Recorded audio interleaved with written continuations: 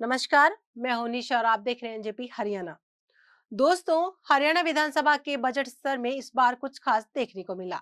एक नहीं, दो नहीं, बल्कि कई राजनीतिक विरासतों का मेल।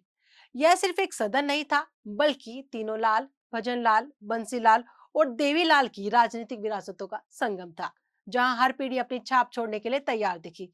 साथ ही चौधरी रणबीर सिंह और राव बिनेंद्र सिंह जैसे दिग्गज नेताओं की वारिस भी अपने अपने अंदाज में छाए रहे। हरियाणा की राजनीति में परिवारों का दबदबा कोई नई बात नहीं, लेकिन इस बार विधानसभा में इन राजनीतिक खानदानों की पकड़ और भी मजबूत दिखी। भजनलाल, बंसीलाल और देवीलाल परिवार के प्रतिनिधि इस बार भी सदन में मौजूद रहे। हरियाणा के चौथे लाल कहे जाने वाले मनोहर लाल को तो आप जानते ही हैं। वह अविवाहित है, लेकिन अन्य प्रमुख परिवारों की विरासत आज भी बरकरार है। दोस्तों, यह इस बात का भी उदाहरण है कि अगर सही रणनीति अपनाई जाए और जाति से बाहर निकलकर सभी समुदायों को साधने का प्रयास किया जाए, तो वंशवाद की बेल लंबे समय तक हरी भरी रह सकती है। फिर परिवारवाद का कितना ही शोर मचता रहे।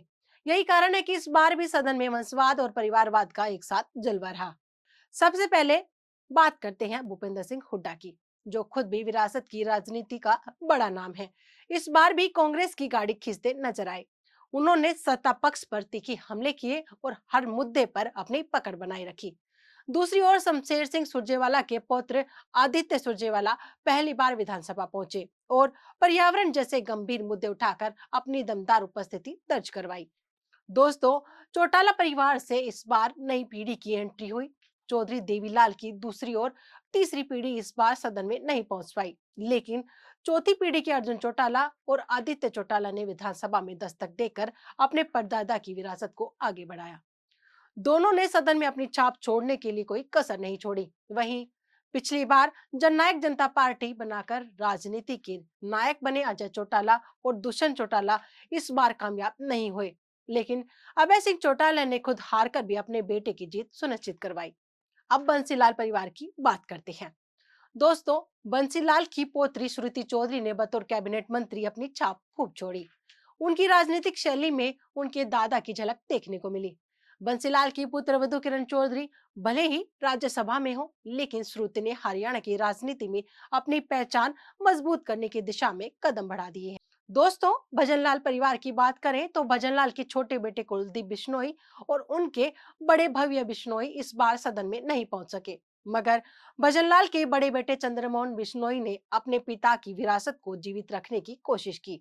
हालांकि वे न तो मुखर दिखे और न ही कोई खास प्रभाव छोड़ पाए, लेकिन उनका शांत रहना भी एक रणनीति हो सकता है। दोस्तों, पूर्व मुख्यमंत्री रहे राव बिरेंद्र सिंह की पौत्री आरती सिंह राव इस बार सदन में नई पहचान बनाकर उभरी है।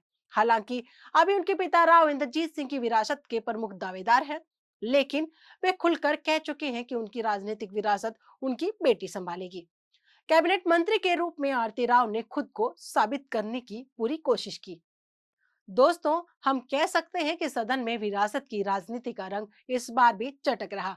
भजनलाल के पुत्र चंद्रमोहन को छोड़ दें तो बाकी सभी राजनीतिक परिवारों के वारिसों ने मजबूती से अपनी उपस्थिति दर्ज कराई। अब सवाल यह है कि जनता को इन राजनीतिक परिवारों की विरासत कितनी पसंद आती है। क्या यह केवल परिवारवाद है, या फिर सच में जनता का विश्वास इन नेताओं के साथ बना हुआ है? आपको क्या लगता है, क्या विरासत की राजनीति सही दिशा में जा रही है, या इसमें बदलाव की जरूरत है? अपने विचार कमेंट बॉक्स में जाकर बताएगा जरूर। नमस्कार।